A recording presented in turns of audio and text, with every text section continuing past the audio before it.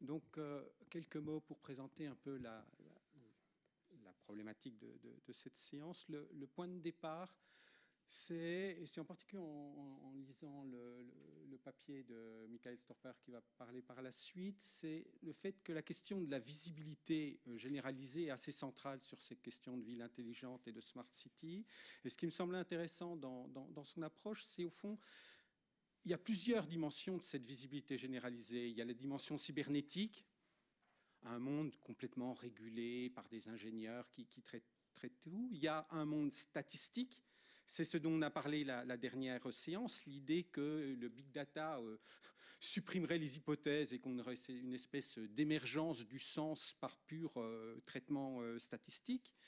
Il y a un sens démocratique, qui est que le citoyen pourrait avoir accès, ne serait-ce que par l'open data, mais plein d'autres dimensions à plein de données. Puis il y a surtout aussi un sens qu'on pourrait dire consommatoire, avec cette quête d'automesure des gens, de mesurer ses réseaux sociaux, remesurer ses liens, etc. Donc nous sommes tous en quête d'une espèce de mesure généralisée.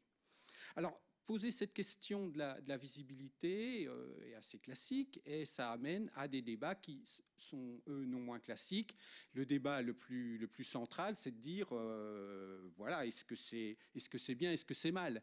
Est-ce que c'est une libération? Alors on va chercher du côté de la démocratie, etc. Regardez, on peut tout voir, on peut tout faire. Ou est-ce que c'est au contraire un monde horrible de contrôle et de surveillance? Je trouve d'ailleurs que dans ce débat, les positions comme celle de Dominique Cardon ou je pense à Béatrice Sibou, qui disent au fond ce qui est le plus contemporain, c'est l'articulation de ces deux. C'est-à-dire nous sommes d'autant plus contrôlés que nous avons envie d'être libres de tout regarder. Quoi. Les deux s'enchaînent. Mais ça ferait une très belle problématique pour un autre séminaire, mais ce n'est pas de ça qu'on va parler aujourd'hui. Le point de départ de la réflexion vient de mon expérience, qui est dans un autre champ, mais finalement qui est assez parallèle, qui est celui des outils de gestion.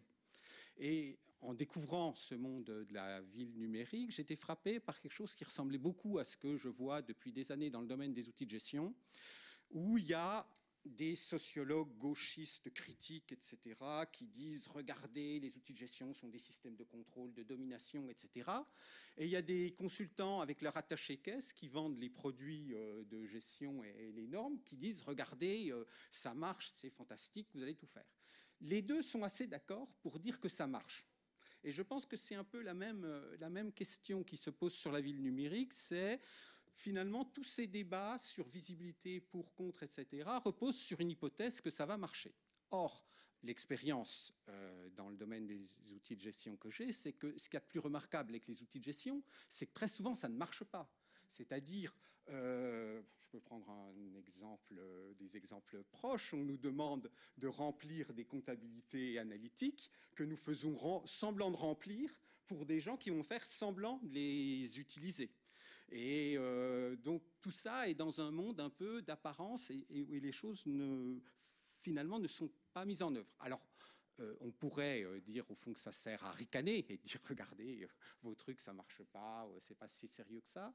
Mais je pense que ça a une dimension aussi de compréhension, c'est-à-dire le sens de ce qui va se faire n'est pas tant défini par l'essence même de ce que serait cette révélation des données, cette visibilité, mais au fond par les trous de ce qui marche et de ce qui ne marche pas. C'est-à-dire c'est le dessin de ce qui marche et de ce qui ne marche pas qui fait l'impact final et ce n'est pas l'essence même de ce qui marche.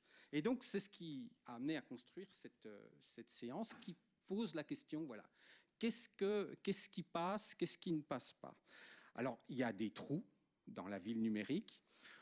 Par exemple, on capte des traces. La semaine passée, il y avait un séminaire du groupe Ville et Numérique du LABEX Futur Urbain où il y avait quelqu'un de la SNCF qui expliquait qu'il suivait les gens dans les gares pour suivre leur parcours, mais il suivait les gens qui sont branchés sur le Wi-Fi et il ne suivait pas les autres. Donc il y a des trous. Il y a des trous aussi qui sont très intéressants, qui sont des trous institutionnels. Alors, on avait pensé à inviter Antoine Courmont, qui a travaillé sur la ville de Lyon, et qui reçoit un prix généreux du PUCA et qui l'autorise à ne pas venir aujourd'hui. Généreux mais juste. Mais généreux et juste. Et qui, par exemple, fait remarquer que pour mesurer les stationnements, pour savoir où il y a des stationnements vélos, il y a une définition de la ville de Lyon qui est une définition par les arrêtés de stationnement, et il y a une définition du Grand Lyon qui est par la gestion des équipements. Ça ne fait pas la même carte. D'autre part, il y a des déformations. Et je pense en particulier à l'exposé que fera Jérôme Denis, avec tout ce qui est formage, cadrage en amont. Les données ne sont jamais brutes, elles ne sont jamais nodées, elles sont déjà pré-encadrées. Et puis enfin, et c'est ce que je retire de la sociologie de la gestion, il y a des appropriations et des oublis. Valérie Boussard a écrit un texte que je trouve assez éclairant qui s'appelle « Les indicateurs prégnants », qui est sur les caisses d'allocation familiale, où elle dit qu'il y a des dizaines et des dizaines d'indicateurs de gestion, de mesures qui existent. Et au bout du compte, il y en a un qui s'impose et sur lequel tout le monde discute, qui est la pile des dossiers en retard.